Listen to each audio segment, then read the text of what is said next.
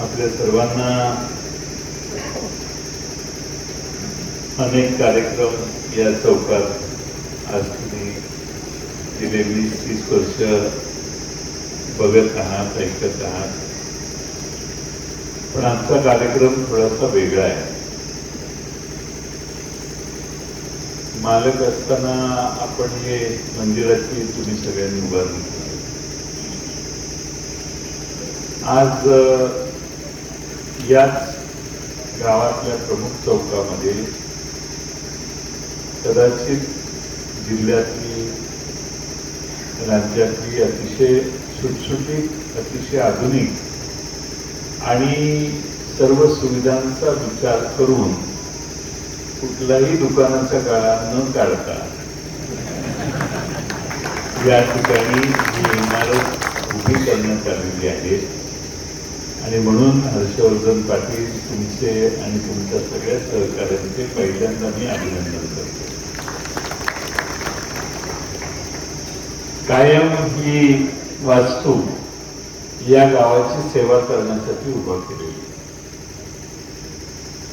अनेक ग्रामपंचायतीच्या इमारतीमध्ये किंवा सोसायटीच्या इमारतीमध्ये आपण जर गेला तर सोसायटीच्या सगळ्या संचालकांना बसायला हॉल असतो, टेबल असतं, दोन्ही बाजूला खुर्च्या असतात. पण खुर्चीच्या मागून पुढे जाणं पुढच्या खुर्चीकडे हे फार दिव्य होतं, कारण हॉलच लहान. असे अनेक हॉल आहेत की जिथं जरा खुर्च्या मागे सरकून मग एकीकडे पुढे जाऊन बसायचं, मग चेअरमन मध्ये बसणार, मग बाकीच्यांनी बसायचं, कारण चेअरमन जाईपर्यंत रस्ताच नसतो. पण मला कौतुक या इमारतीतल्या सगळ्यात मोठ्या गोष्टीचं आहे की इथला जो मीटिंग हॉल आहे तिथं बसणारे ग्रामपंचायतीचे सदस्यांच्या मागे आईस्पाईस अजून एक ओळ छोट्या लहान खुर्च्यांची टाकली तरी मधनं माणूस चहा पाणी द्यायला जाऊ शकतो. एवढी सुंदर साईज व्यवस्था या शाळेच्या, या ग्रामपंचायतीच्या इमारतीच्या त्या खोलीचे. आर्किटेक्ट मनजित पाटील यांचं कौतुक केलं पाहिजे की इथली प्रत्येक खोली विचारपूर्वक आकाराने ठरवली. आकार फार महत्वाचा. नको त्या छोट्या छोट्या खोल्या करून आपलं कसलं तरी उद्घाटन केलंय. यापेक्षा खालच्या हॉलमध्ये जिथं मालकांचं नाव दिलंय तुम्ही, ते हॉल ही आईस्पाईस केलेलं आहे. समोरच्या बाजूला तलाठी, पोस्ट, बाकीच्या सगळ्या सुविधा केलेल्या आहेत. पण ज्याला आपले सर्टिफिकेट घेण्याची गरज आहे, सेतूची सेवा असते, तशा नागरी सेवा केंद्र साठी मात्र वेगळी प्रवेशद्वार आहे आणि वेगळी रूम मोठी त्याला देण्याची व्यवस्था केलेली आहे. ज्याला सहजासहजी सर्टिफिकेट घेऊन जायचं असेल त्यांनी चटकन इथे येऊन ती सेवा त्याला उपलब्ध आहे. त्याने ग्रामपंचायतीच्या आत जायची गरज नाही किंवा तलाट्याकडे जा आणि खाली कुठंतरी बसाई. बाहेरच्या वेळेत तो त्याची सेवा विद्यार्थी असेल, पालक असतील, कुणी घेऊ शकतो. ही चांगली विचारपूर्वक खालची खोली देखील पहिली डाव्या बाजूची केलेली आहे. याच्याबद्दलही आर्किटेक्ट आणि हर्षवर्धन आणि सगळ्या ग्रामपंचायतीचं कौतुक. वरच्या बाजूला सरपंचाची खोली आहे. सरपंचाच्या खोलीत जर एखादा मंत्री गेला तर त्याला वाटेल की आपलं दालन असं व्हायला पाहिजे होतं, जरा चुकलं. एवढी सुंदर वरची खोली केलेली, व्यवस्थित काय अति काय केलेली नाही. पण सरपंचांना भेटायला येणाऱ्यांची समोर व्यवस्था आहे, बाहेर देखील व्यवस्था आहे, ग्रामसेवकाला भेटायला येणाऱ्यांची व्यवस्था आहे. त्याचबरोबर सरपंचाला भेटायला एखादा विशेष सरकारांसारखा माणूस आला तर तो समोर कसा बसेल, म्हणून मग सरपंच त्यांना म्हणू शकतात की जरा तिकडे जाऊन बसा, मी येतो. हे VIP कक्ष केलेलं आहे त्यांनी बसायला. सांगण्याचा मतितार्थ की इमारत अतिशय विचारपूर्वक केली म्हणून त्या आर्किटेक्टचंही कौतुक आणि हर्षवर्धन आणि त्यांच्या ग्रामपंचायतीच्या सगळ्या सहकार्याचं गावातल्या सगळ्या नेत्यांचं कौतुक. तुम्ही सगळ्यांनी साथ दिली म्हणून ही इमारत उभी राहिली आणि 4-5 ठिकाणाहून निधी आणायचं काम करण्यात आलं. आणि मालकांनी सुरुवातीपासून दूरदृष्टी ठेवून जिल्हा परिषदनं 25 लाख असतील, पंचायत समितीच्या फंडातनं वाटायला आलेले पैसे असतील, असे पैसे राखत 1 कोटी रुपयाचा खर्च या भव्य छोट्या विचारपूर्वक केलेल्या वास्तूमध्ये, वास्तू लहान का मोठी या फार महत्वाचं. मी बरेच ग्राम हे बघतो, खाली सगळे गाळे असतात, मग हुडकत त्या सरपंचाला वर जायचं. अशी काही परिस्थिती नाही, गर्दी दुसरी काही नाही. एकमेव ग्रामपंचायतीची सेवा घेण्यासाठी आपण सगळे इथं येऊ शकता. हर्षवर्धन पाटलांच्या बरोबर मी आता बोलत होतो, त्यांच्या नव्या कल्पना आहेत. त्यांनी सांगितलं की आता थोडंसं ऍप तयार करून घेतो, जरा वेळ लागेल, वर्ष 6 महिने 2 महिने 4 महिने. सगळ्या गावातल्या नागरिकांना जे विविध कर असतात ते घरात बसून मोबाईलवर पैसे भरता आले पाहिजे. म्हणजे पाणीपट्टी असेल तर पाणीपट्टी मोबाईलवरून भरून आपण ग्रामपंचायतीला भरू शकतो. घरपट्टी असेल, काहीही जे काही कर असतात त्या करांची भरणी करण्यासाठी बरेच लोक काय असतं, गावात मोठं घर असतं पण राहत असतात पुण्याला, मुंबईत, त्यांना तिकडनंही भरता येऊ शकतो. किंवा गावातल्या घरात एखाद्या तरुण माणूस नसतो, गावाच्या कामाच्या निमित्तानं बाहेरगावी गेलेला असतो, त्या 70ीत असणाऱ्या 60ीत असणाऱ्या माणसाने गावातनं घरातनं इथपर्यंत येण्याची काही गरज नाही, तर त्याला देखील ऑनलाईन पेमेंट करता आलं पाहिजे असा प्रयत्न करतो म्हणतायत ते. मला खात्री आहे की त्यांनी मनात घेतलं की 2-4 महिन्यात ही देखील व्यवस्था तुम्हा सर्वांना उपलब्ध होईल आणि त्या दृष्टीनं तुम्हाला एक प्रगत ग्रामपंचायत तांत्रिक दृष्ट्या असणारी तुम्हाला देण्याचा त्यांचा मानस आहे. आज आपल्या सर्वांना ग्रामपंचायतीतून मिळणाऱ्या सेवा या बऱ्याच वेळेला फार महत्वाच्या आहेत आणि त्यामुळे ग्रामपंचायतीची व्यवस्था उत्तम होणं हे या गावाच्या प्रत्येक घरातल्या कुटुंबासाठी महत्वाचं आहे. प्रत्येक कुटुंबाला ही ग्रामपंचायत व्यवस्थित असली पाहिजे हा आग्रह असणं स्वाभाविक आहे. आणि आज अशी एक अतिशय टुमदार इमारत या ठिकाणी आपल्या सर्वांच्या साक्षीनं उद्घाटित झालेली आहे असं मी जाहीर करतो.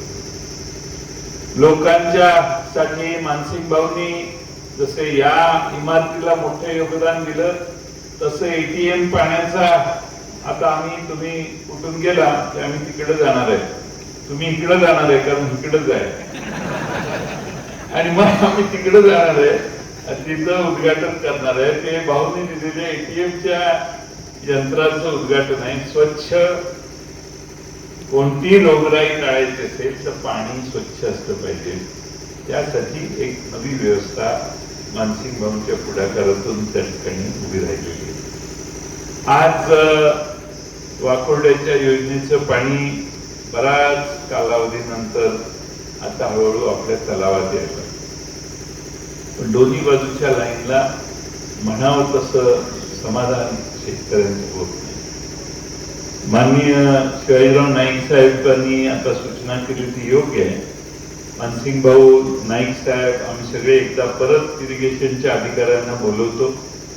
एक 15 दिवसापूर्वी पेठ बँकेत मी या सर्व गावांना, ओझरडे, सुरूल, गबकवाडी, सर्व या आपल्या पंचक्रोशीतल्या शिवपुरी सगळ्या गावांना बोलवले.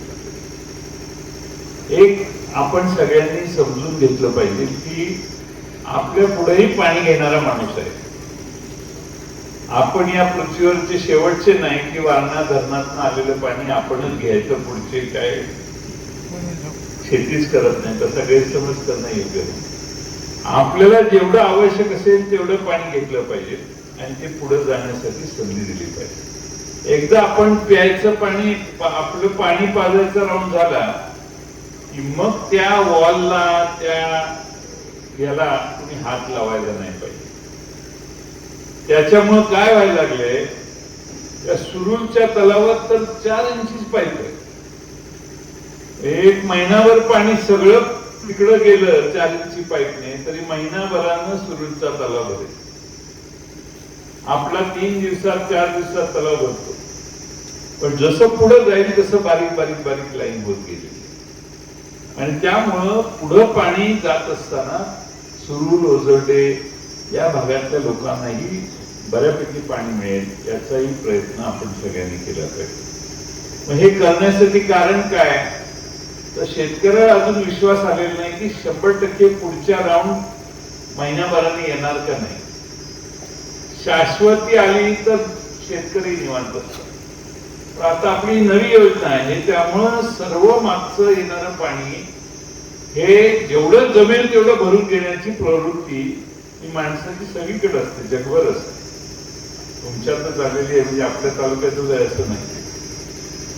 त्यामुळं मागचं येणारं पाणी 100% यायला पाहिजे. पण चांदोलीचा जो कालवा बाहेर येतो त्या कालव्यातनं सतत पाणी चालू राहिलं की तिथले शेतकरी तक्रार करतात की ते पाणी बाहेर यायला लागले तिथनं खालून झिरपून, आणि त्यांच्या शेतीला प्रचंड त्रास होतो. म्हणून मग ते चिडतात, मग ते पाणी बंद करावं लागतं. त्यामुळं कंटिन्युअस पाणी येण्यासाठी काय केलं पाहिजे, तो जो कालवा आहे त्याचं लिकेज पूर्णपणाने बंद केलं पाहिजे. मी इरिगेशन खात्याला विनंती केलेली आहे की त्यांनी कुठला तरी एक गॅप घ्यावा पाऊस सुरू झाल्यावर, किंवा असा ज्यामुळे पाण्याची गरज ज्यावेळी कमी असते लोकांची, की जेणेकरून ते सगळं सिमेंट कॉन्क्रीटनं पूर्ण लिकेज बंद होईल. ते जर पूर्ण काम एकदा झालं तर मग कंटिन्युअस पाणी सोडायची साठी कुणी थांबू शकणार नाही. आणि मग कंटिन्युअस पाणी आलं तर मग प्रत्येक शेतकऱ्याला खात्री की बाबा आपल्याला पाणी येणार आहे. काही ठिकाणी काय झाले की पाण्याच्या लाईन पेक्षा वर जमिनी आहे, त्यांना पाणी जात नाही. हा दुसरा एक प्रश्न. सुरूर सारखं गाव आहे, त्यांना एवढी लहान पाईप आहे, त्यांना पुरत नाही. त्यांना वेगळ्या मार्गाने पर्यायी पाणी द्या म्हणून मी त्यांना मार्ग हुडकायला सांगितले आणि महिन्याभरात आपण बसू म्हणून सांगितले. पण सुरूर सारख्या गावात, ओझरडे सारख्या गावात शेवट एंडच आहे तिकडं. ओझरड्याच्या पलीकडे सुरूरच्या तिकडे गेलं, ओझरड्यालाही फार काही चांगली परिस्थिती पाण्याची काय नाहीये. त्यामुळं सुरूर ओझरड्याचा प्रश्न कसा सोडवायचा याच्यासाठी माझी त्यांची चर्चा झालेली आहे इंजिनियरची. काहीतरी वेगळा मार्ग काढला पाहिजे. त्याच्याशिवाय आपल्याला ती 2 गावं जी मोठी गावं आहेत, जमिनी त्यांच्याकडे बऱ्यापैकी आहे, तो प्रश्न आपल्याला सोडवता येणार. आता बाकुर्डे 2 योजना आहे, ती पलीकडून जाऊन चिकुर्ड्याच्या तिथून पुढं अष्ट्यापर्यंत येडेनिपाणीच्या 2 इकडच्या बाजूनं आणि तिकडच्या बाजूनं डोंगराच्या पाईप जाते. तशी एक पाईप ही इटकराच्या खिंडीतून पाच पेठेपर्यंत आणायची व्यवस्था आपण केली. त्यामुळं पेठची लोक अतुल पाटील मला सारखे सांगतात की ओढ्यात पाणी सोडा, ओढ्यात पाणी सोडा, ओढ्यात पाणी सोडा. पण पेठेसाठी देखील स्वतंत्र बऱ्यापैकी चांगली लाईन आणण्याचा प्रयत्न आपण करतोय, जेणेकरून वाळवे तालुक्यातली ही सर्व गावं शिराळा तालुक्याच्या नंतरची असणारी या सर्वांना पाण्याचा न्याय मिळेल. थोडंसं मागोपुढे होईल, पण मला आनंद आहे की शिवाजीराव नाईक असल्यापासून हा प्रयत्न चालू होता. आप्पा फतेसिंग आप्पांनी खरं म्हणजे कल्पना मांडली. मानसिंग भाऊ आमदार असताना सुदैवाने मी त्या खात्यात मंत्री होतो, त्यामुळे बऱ्यापैकी आपल्याला पैसे देता आले. आपल्याला बऱ्यापैकी पाणी यायला लागलं, पण आणखीन त्यात सुधारणा असली पाहिजे, जेणेकरून शेतकऱ्यांना समाधान देण्याची व्यवस्था त्यात असली पाहिजे. आज आपण गेले 40-50 वर्ष पाणी आणण्याच्या बऱ्याच चर्चा आणि गप्पा ऐकल्या. या ह्याच्यातून आम्ही मागे लागलेलो, बॉन्ड करा, स्कीम करू वगैरे वगैरे वगैरे. आता पाणी गावाच्या तलावात आलेलं आहे. त्याचा विनियोग चांगला आणि व्यवस्थित करण्यासाठी आपण थोड्या दिवसांनी शिवाजीराव नाईक साहेब, अंतिम भाऊ, आपण एकदा देवराज पाटील बैठक घेऊ आणि आणखीन काही सुधारणा नकाशा समोर ठेवून करण्याचा प्रयत्न करू. बऱ्याच शेतकऱ्यांची बऱ्याच तक्रारी आहेत, त्याही अधिकाऱ्यांना कानावर घातलेल्या आहेत. त्यांना आम्ही सुधारण्यासाठी थोडीशी मुदत दिलेली आहे.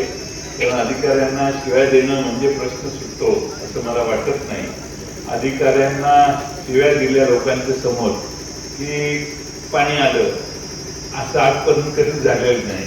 त्या अधिकाऱ्याला विश्वासात घेऊनच आपल्याला हे प्रश्न सोडवावे लागतील.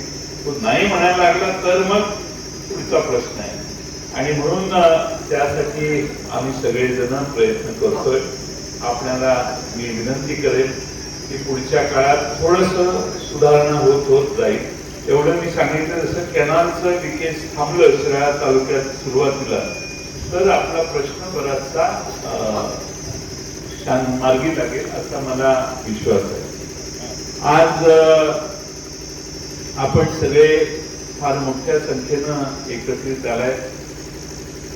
निवडणुकीत जिल्हा परिषदेच्या आपण फार मोलाची साथ या मतदारसंघाने दिली आणि संध्याताई पाटील, रेश्माताई गुरव आणि पलीकडं प्रकाश पाटील वाटेगावचे यांचा विजय तुम्हा सगळ्यांच्या आशीर्वादामुळे झाला. नाईक साहेबांनी सांगितलं तसं जिल्हा परिषदेमध्ये जवळपास सभापतींच्या निवडीला 67 लोकांपैकी 37 सदस्यांनी आपल्या सगळ्या सभापतींना पाठिंबा दिला.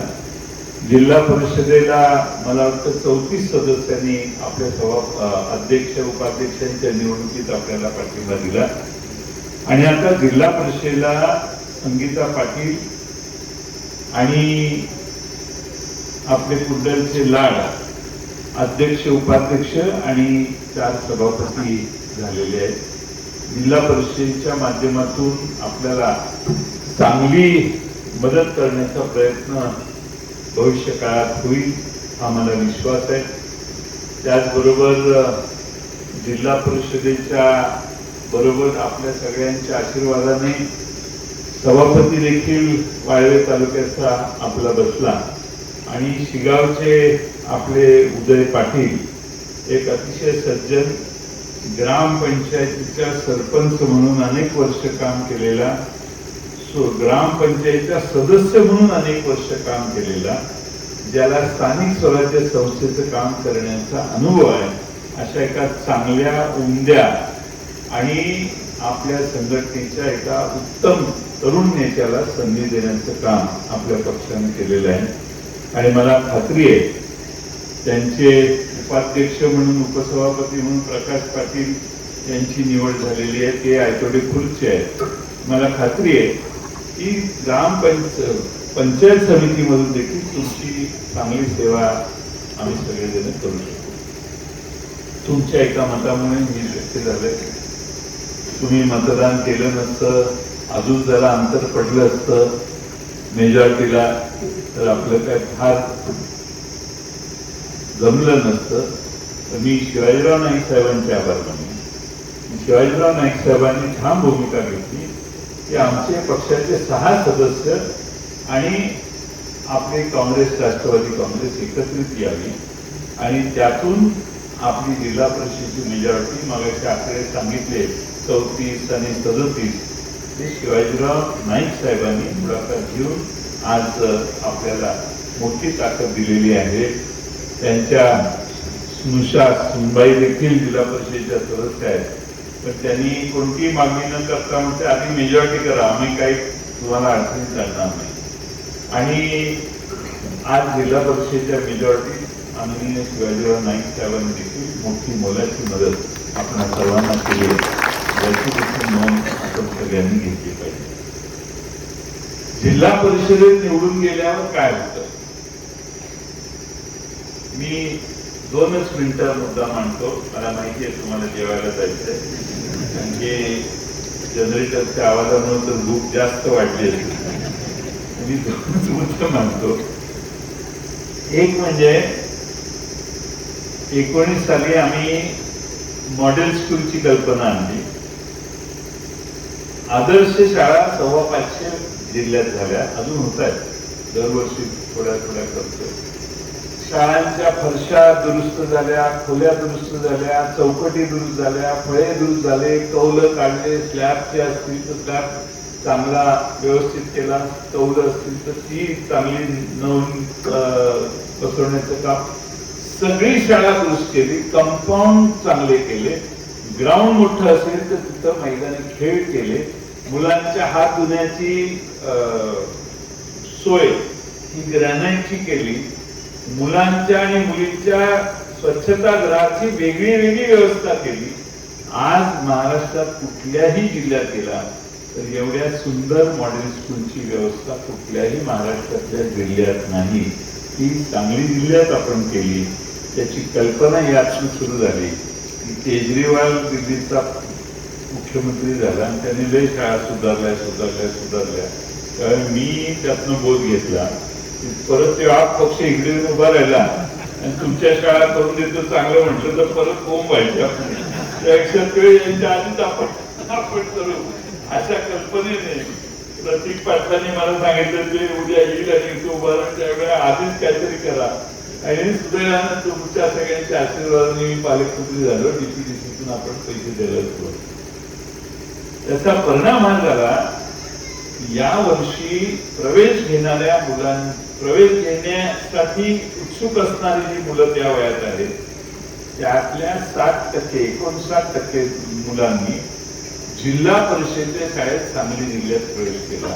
जो पूर्वी 40 आणि 45% होता तो 60% आता पर्सेंटेज केला. गावातच लोक म्हणतात जिल्हा परिषद शाळेत झाला पोरग चांगलं आहे. दुसरा एक प्रयोग आपण केला आणि तो म्हणजे स्मार्ट प्राथमिक आरोग्य केंद्र. कोकरूड पासून उमदी पर्यंत जेवढी 67-68 आरोग्य केंद्र आहे या सगळ्यांच्या सुधारणा केल्या. जुने असतील तिथं नवीन वाढवून सुधारणा केल्या. औषधं सगळीकडे आली. आता कुठल्याही प्राथमिक आरोग्य केंद्रात गेलं तर औषध नाही असं होत नाही.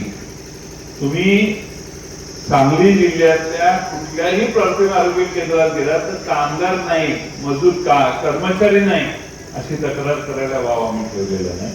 तर मी त्याच वेळी सांगितलं कॉन्ट्रॅक्टर भरा. बरेच जण कॉन्ट्रॅक्टर भरले. डॉक्टर नाही, याव नाही, त्याव नाही, जी सगळी तक्रार एक मला वाटत नाही 2 वर्षात कुणाचा अर्ज आलाय आमच्याकडे की डॉक्टर नाही आणि कर्मचारी नाही. एक्सरेचं मशीन नसायचं पण एक्सरे टेक्निशियन असायचा. एक्सरेचं मशीन असलं तर एक्सरेचा टेक्निशियन नसायचा. हे सगळ्या गोष्टी आपण दुरुस्त करण्याचा प्रयत्न केला. आणि आज मला अभिमानानं सांगायचंय की 2022ला सांगली जिल्ह्यात ओपीडी सकाळी 20 साली ओपीडीला सकाळी जाऊन आपण डॉक्टरला ताप आला, डोकं दुखते वगैरे सांगतो की नाही, अशा लोकांची संख्या सांगली जिल्ह्यात वर्षभरात 18 लाख होती. 18 लाख. 18 लाख नागरिक जिल्हा परिषदेच्या शाळेत जिल्हा आपल्या प्राथमिक आरोग्य केंद्रात गेले आणि आपल्या आरोग्यासाठी सल्ला मागितला. आज मला अभिमानानं सांगायचं की या वर्षी 25-26 साली सांगली जिल्ह्यातला हा 18 लाखाचा आकडा वाढून 42 लाख लोक प्राथमिक आरोग्य केंद्रात जाऊन, म्हणजे आम्ही या जिल्ह्यामध्ये शिक्षणाबद्दलही विश्वास निर्माण करू शकलो आणि आरोग्यावर देखील सरकारने ज्या सुविधा केलेल्या आहेत त्या उत्तम मिळत आहेत हा विश्वास निर्माण करण्यात आम्हाला बऱ्यापैकी यश मिळालं. माझा विश्वास आहे की या सगळ्या गोष्टींकडे जिल्हा परिषद आता आपल्या ताब्यात आहे. याकडे अधिक कटाक्षानं लक्ष देण्याचं काम आपण सगळे करणार आहोत.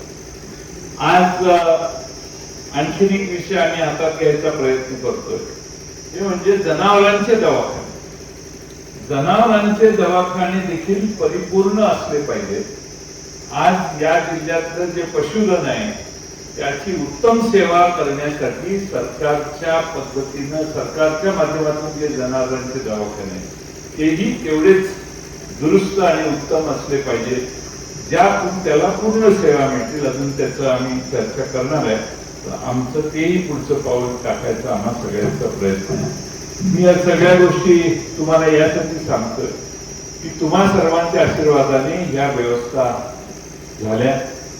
परवा आमच्या उदय पाटलांनी एक कार्यक्रम घेतला. वाळवे तालुक्यातल्या प्राथमिक शाळेतनं ज्या पतंगराव कदम स्कॉलरशिप नावाची एक योजना आहे, त्यामधून आपल्या वाळवे तालुक्यातल्या 200 मुलांना स्कॉलरशिप मिळाली. 200. 1-2 तालुके आपल्यापेक्षा जरा पुढे आहेत, 300-250 असे आहेत. 204 लोकांना पारितोषिक मला वाटतं स्कॉलरशिप मिळाली. आपला प्रयत्न आहे की पुढच्या वेळी हा आकडा 200चा 250 किंवा 300 कसा होईल. आपल्या प्राथमिक शाळेतल्या मुलांना शिकवण्याच्या व्यवस्था उत्तम असाव्यात, हा त्यातला आमचा सगळ्यांचा प्रयत्न आहे. आज तुम्ही मध्ये 4 मुलं गुणवत्ता यादीत बसली. पुढच्या वेळी 10 कशी बसतील हे प्रयत्न तुम्ही सगळ्यांनी करा. आणि आपण लक्ष दिलं ना मुलांच्या शाळेवर, शाळेत जायला पाहिजे, शाळेत जायला पाहिजे, शिक्षकांशी संवाद केला पाहिजे, शिक्षकांना विश्वासात घेतलं पाहिजे. शिक्षक मनाने आनंदी असला तर तो जास्त चांगला परफॉर्मन्स करू शकतो असं माझं मत आहे. त्यामुळे शिक्षकांना देखील कमी जास्त काय असेल तर त्यांची देखील सेवा करणे योग्य आहे. शिक्षक व्यवस्थित उत्तम मनस्थितीत असतील तर ते जास्त चांगलं न्यायदानाचं काम करू शकतील असा माझा विश्वास आहे. आज तुम्ही सगळ्यांनी आम्हा सगळ्यांना बोलून एका अतिशय उत्तम वास्तूचं उद्घाटन करण्याची संधी दिली. गावातला सगळा जनसमुदाय, या गावात जेवढे असतील तेवढे आज या चौकात आलेत असं मला वाटतंय. एवढ्या मोठ्या प्रमाणात तुम्ही सगळे या ठिकाणी आलेले आहात. तुम्हा सगळ्यांच्या वतीनं तुमचं आणखीन एक अभिनंदन करतो की आनंदराव पाटील मालकांचं नाव तुम्ही या हॉलला दिलं. त्यांनी ही कल्पना मांडली, सुरुवात केली आणि यासाठी पैसे ठेवण्याची देखील दूरदृष्टी त्यांच्या काळापासून सुरू झाली. म्हणून आनंदराव पाटील मालकांचं नाव खालच्या सभागृहाला देण्याचं काम तुम्ही सगळ्यांनी केलं. प्रोजेक्टर आणि व्हिडिओ कॉन्फरन्सिंग करण्याची देखील वर कमिटी रूम मध्ये व्यवस्था करता येते. त्यामुळे एक आधुनिक इमारतीचे उद्घाटन तुम्हा सगळ्यांच्या कडून सर्वांच्यासाठी झालं. ही इमारत तुमची सेवा चांगली करेल. इथला ग्रामसेवक चांगला वागला पाहिजे, इथला तलाठी व्यवस्थितपणाने काम करणारा पाहिजे. तुम्हाला सेवा देणारे सर्व शासकीय कर्मचारी यांनी सेवाच केली पाहिजे आणि त्यांनी उत्तमपणाने काम करावं म्हणून त्यांच्या बैठकीच्या व्यवस्था उत्तम केलेल्या आहेत. त्यामुळे बसायला जरा खुर्ची टोचणारी असली की माणसाचं लक्ष लागेल. चांगल्या खुर्च्या, चांगली व्यवस्था, चांगलं वातावरण केलं, जरा परत आपली सत्ता आली की एअर कंडिशन लावतो. एअर कंडिशनच राहिले. बाकी सगळं अतिशय उत्तम झालं, पण एअर कंडिशन यासाठी की उन्हाळ्यात कार्यक्रम होते म्हणून लक्षात आलं. पण मी हर्षवर्धन पाटील यांच्यासारख्या युवकाचं मनपूर्वक अभिनंदन करेन की त्यांनी अतिशय जिकिरीनं ही इमारत उभी केली आणि या इमारतीचं उद्घाटन आणि जिल्हा परिषदेचे अध्यक्ष, सदस्य, पंचायत समिती सभापती, सदस्य या सर्वांचा एकत्रित सन्मान सत्कार केला. याबद्दल मी हर्षवर्धन पाटील यांचे मनपूर्वक आभार मानतो. आपण सगळ्यांनी भाषण लांबवण्याचं कारण असं आहे की जेवढा वेळ जास्त तेवढी भूक वाढते. आणि भूक वाढली तर मनसोक्त जेवण करून ज्यानं जेवण दिलं त्याला आशीर्वाद देत माणूस घरी जातो. म्हणूनच मी जरा जादा मुद्दे मांडले. याबद्दल मी तुमच्या सगळ्यांची दिलगिरी व्यक्त करतो. पुन्हा एकदा आपल्या सगळ्यांचे मनपूर्वक आभार मानून मी माझे 2 शब्द पूर्ण करतो.